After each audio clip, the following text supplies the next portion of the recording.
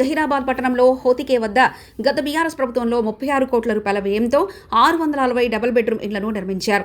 ఈ ఇండ్లను లబ్ధిదారులకు లాటరీ పద్ధతిలో పంపిణీ చేయడం అందే 2023 అక్టోబర్ 7న అప్పటి జిల్లా మంత్రివర్యులు హరీష్ రావు, స్థానిక శాసనసభ్యులు మాణిక్రావు మరియు ఇతర నాయకులు లబ్ధిదారులకు పట్టాలు అందజేశారు. కానీ 2 సంవత్సరాల గడువు దాటినప్పటికీ ఇప్పటికీ డబుల్ బెడ్రూమ్ ఇండ్లు లబ్ధిదారులకు అప్పచెప్పలేదు. ఈ నేపథ్యంలో బీఆర్ఎస్ నాయకులు ఈరోజు ఇండ్ల పరిశీలన చేశారు. ఈ సందర్భంగా బీఆర్ఎస్ సీనియర్ నాయకుడు నామ రవి కిరణ్ మాట్లాడుతూ డబుల్ బెడ్రూమ్ ఇళ్లను అందజేసే విషయంలో ప్రస్తుత ప్రభుత్వ అధికారులు అడ్డంకులు సరికాదన్నారు. మరియు గతంలో లబ్ధిదారుల ఎంపిక జరిగి పట్టాలను అందించిన అధికారులు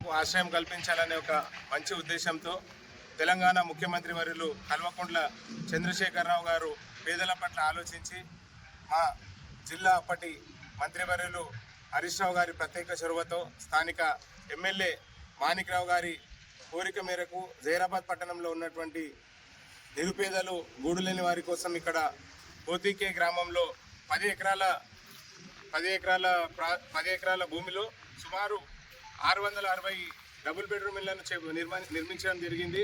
ఈ యొక్క డబుల్ బెడ్రూమ్లను 2023 సంవత్సరం అక్టోబర్ 7న అప్పటి మంత్రివర్యులు హరీష్ రావు గారు ప్రారంభించి ఇక్కడ ఉన్నటువంటి లబ్ధిదారులకు ఎవరైతే లబ్ధిదారులున్నారో వారికి పట్టాలను కూడా అందించడం జరిగింది. కానీ ఇప్పటికి కూడా 2 సంవత్సరాల కాలం పూర్తయినప్పటికీ కూడా కొత్తగా వచ్చిన కాంగ్రెస్ ప్రభుత్వం లబ్ధిదారులకు ఇళ్లను ఇప్పటివరకు అప్పచెప్పట్లేదు. ఏదో కుంటు సాకులు చెప్పి వీటిని వాయిదా వేసి వస్తున్నారు. కాంట్రాక్టర్కు రావాల్సిన డబ్బులు రాలేవని చెప్పి గతంలో ఇళ్లను ఇస్తలేమని చెప్పారు. కానీ కాంట్రాక్టర్కు రావాల్సిన డబ్బులు కూడా కాంట్రాక్టర్కు అందడం జరిగింది. మేము జహీరాబాద్ పట్టణ బీఆర్ఎస్ పార్టీ పక్షాన ఒకటి డిమాండ్ చేస్తున్నాము. ఎవరైతే అప్పుడు లబ్ధిదారులు సెలెక్ట్ చేశారో అప్పుడు పట్టాలు ఎవరికైతే అందజేశారో 1 నెల లోపల ఆ పట్టాలు పొందిన వారికి ఆ లబ్ధిదారులకు ఈ ఇళ్లను వరకు హ్యాండ్ ఓవర్ చేయాలని చెప్పి కోరుతున్నాము. లబ్ధిదారులకు కాకుండా మేము పేర్లు మారుస్తామని చెప్పి కొత్తగా 2 సార్లు 3 సార్లు ఎంక్వైరీ చేసి లబ్ధిదారులకు ఆందోళన గురి చేస్తున్నారు. లబ్ధిదారుల పేర్లు మారిస్తే మాత్రం మేము దానికి తీవ్రంగా పోరాడవలసి వస్తుంది. ఎందుకంటే అప్పుడున్నటువంటి ప్రభుత్వ అధికారులు ఎటువంటి రాజకీయ ప్రమేయం లేకుండా